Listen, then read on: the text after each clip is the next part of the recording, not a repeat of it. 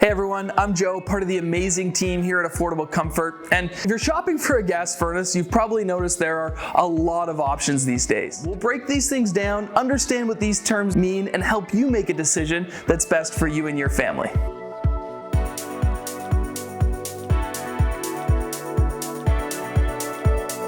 First things first, how does a furnace even work? Well, what's happening is gas, whether it's propane or natural gas, is coming into the unit. The furnace is then igniting and burning that gas, turning this heat exchanger incredibly hot. From there, the blower cabinet down below is pushing that air up and through the ductwork throughout your home to keep you and your family warm. At the front here, there's a control board that's actually communicating with your thermostat to tell the furnace exactly how and when to operate, so that you're able to control exactly what this furnace is doing in your home. Thank you for considering Affordable Comfort for your heating needs. We're here to make the process as easy and stress-free as possible.